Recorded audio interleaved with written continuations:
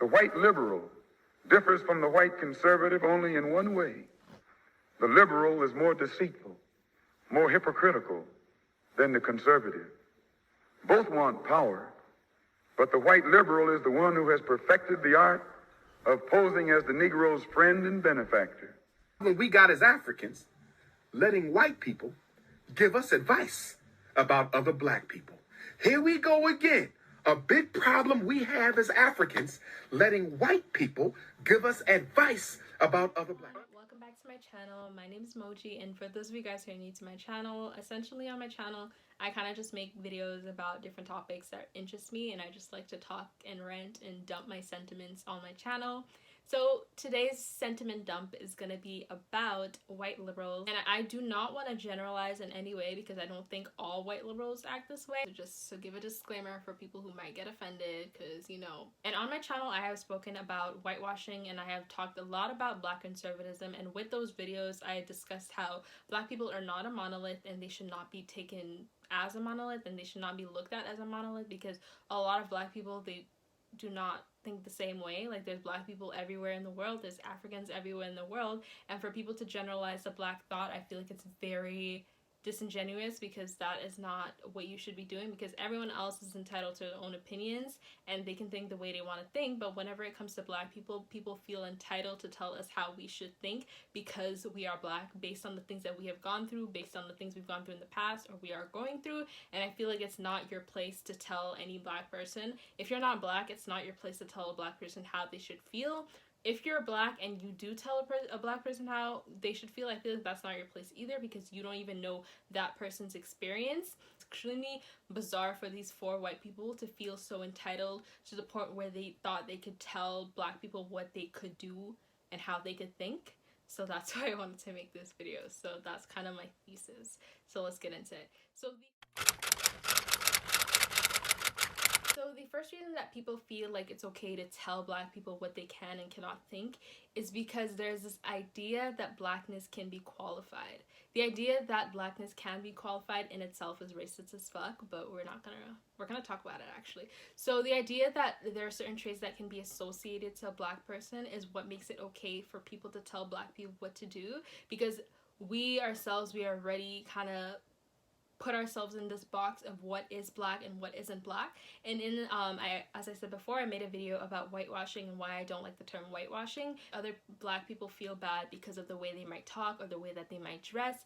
So the idea that blackness in itself can be qualified allows other people to tell us what we can do, because it allows people to see the way that we treat ourselves within our own race. So if I'm going around calling people whitewashed because of the way that they're talking, then it's like I already don't respect my peers, I don't respect other black people because I'm telling them that they should be doing something a certain way. So the idea that blackness in itself can be qualified into a distinct category allows people to think that they can come and tell me as a black person that my experience is invalid because I'm not acting like a proper black person, or I'm not acting the way a black person should act. So when you characterize what it means to be black, other people can come in and validate your own blackness because they have this stereotype of what it is to be black. For example, this whole black card thing that has been around for like ever. White person acts a certain way, they can get a black card. If a black person acts a certain way, they can get their black card revoked.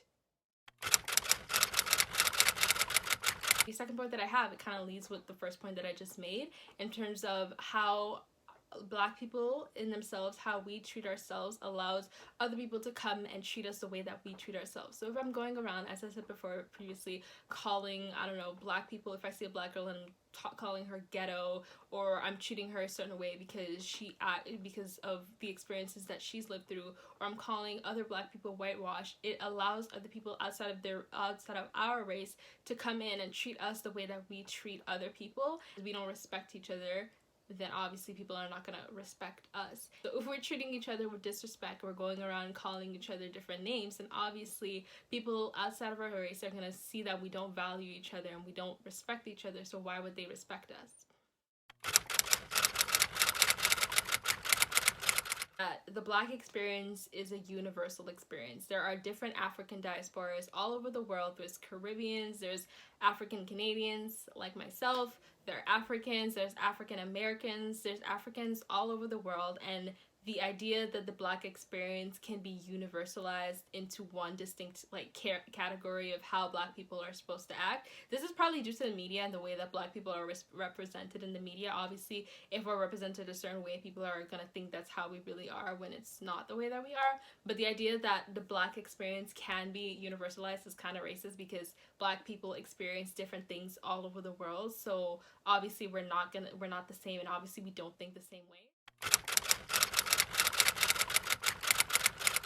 So the fourth point was liberal issues versus Black issues, and Black people are honestly too friendly. Black people, like, y'all be fighting for everyone but yourselves, and it's just simply ridiculous.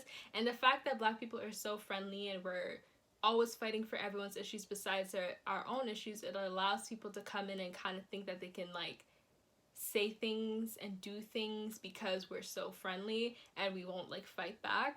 But it's like, no one asked you for your opinion. We could talk about the birth of feminism in the United States, and how Susan B. Anthony essentially was a racist, and she didn't want to fight for the rights of Black people, and she simply wanted to fight for the rights of white women and white rights, even though Black women were essentially trying to fight for all rights and fight for everyone. So it just shows how Black women are always fighting for everyone else except for themselves, and essentially just makes people think they can just come in and tell Black women what to do because of the fact that they're so friendly, and because of the fact that they're always helping everyone before they help themselves.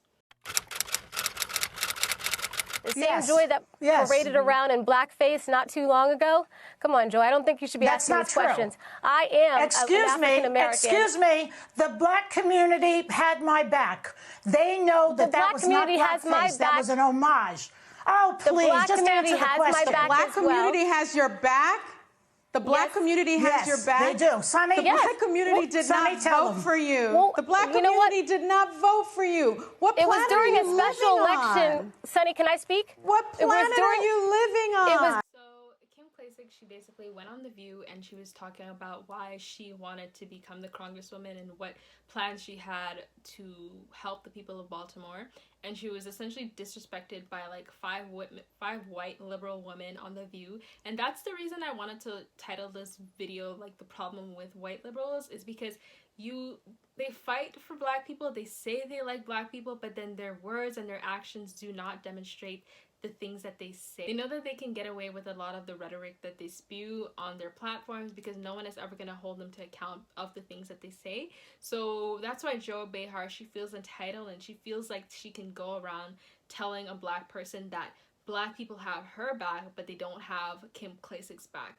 And I understand, as I said previously in the video, that Black people, we disrespect each other. So that is why Joy Behar, she thinks that she can go around and she can say that, oh, Black people are going to have my back, but they're not going to have your back because you vote for Trump. And I know that Black people are a monolith, and they're going to like me better because I'm super liberal and I'm super cool. I'm Black, and I do not like the way that they disrespected her on that show, because how are you going to invite someone to your show and then you're going to cut them off? You're not going to allow them to speak. You're not going to allow them to talk about what they came to talk about on the show, and then you have the audacity to tell a Black woman that Black people are not going to support her because she votes for Trump, even though Black women are the ones that are always fighting for Black people. So you as a white woman, you feel like entitled to tell Black people that they're going to have your back and not Kim Klasik's back. I just felt like that's completely disrespectful, and it just really opened my eyes to how disingenuous and how racist they can be. And it's like, you're literally on TV and you're saying these things, but like The View is supposed to be like a spectrum of like every political perspective, but it's like there's one other political perspective, which is a conservative white woman, but then there's no like other like there's no Black conservative woman. It's just like Latina women who think that like I'm gonna support a Latina woman over a Black woman. Because he wanted to invite a conversation about men wearing dresses, and I had a right to respond and say, I don't think it's manly, and I think that we are increasingly encouraging men to act like women. I guess little Noah Cyrus saw this, little privileged Noah Cyrus, but if you look at her page, she looks very underprivileged. She wants you to buy into the underprivilege of her page on Instagram. You know, she's just trying to actively destroy her life because it's perfect, right? She sees this conversation going back and forth and decides to jump into it and referred to me as a nappy ass hoe. And this is the whole Noah Cyrus and Candace Owens altercation that happened, which I don't even understand why it happened. It really did not need to happen. It was kind of bizarre. But essentially, Candace Owens, I've said this on my channel. I believe I've said it before. I used to like Candace Owens, but now I do not like her because I feel like she's just very provocative, and she just likes to say things for the shock value, and she doesn't really have anything she's really fighting for. Like, at this point, Trump is no longer in office, and she's just gonna say things to provoke people to stay relevant, and she doesn't really have a movement. She's kind of just there to annoy people and shock them with her rhetoric, and I'm not here for it because I feel like it's just disrespectful. If you're disrespectful because people are disrespecting you, it's understandable, but don't go out of your way to disrespect people for the shock value of it. So basically, Noah Cyrus, she felt the need to get involved in this back and forth, and she said, "He wears this dress better than any of you nappy ass hoes," addressing Candace Owens, obviously. And anyone with a brain understands the definition of nappy. Kind of, it's a slur for Black women in particular, and in terms of hair, especially if you have 4C hair. So everyone just understands the term nappy and knows that it's not something that should be said, especially if you're addressing a Black woman.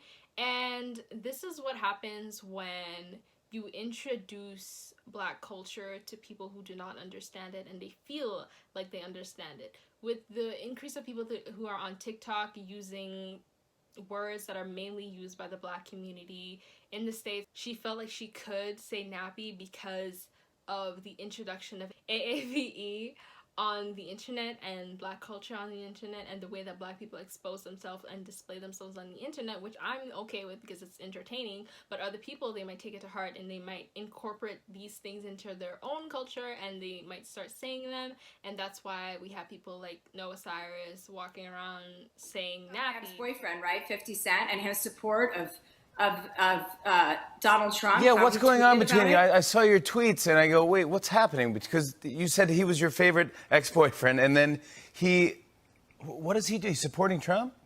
He says he doesn't want to pay 62% of taxes, which, by the way, isn't a plan of Joe Biden's. That's a lie. So he doesn't want to pay 62% of taxes because he doesn't want to go from being 50 cents to 20 cents. And I had to remind him that he was a Black person. 50 Cent couldn't vote for Trump because he is Black.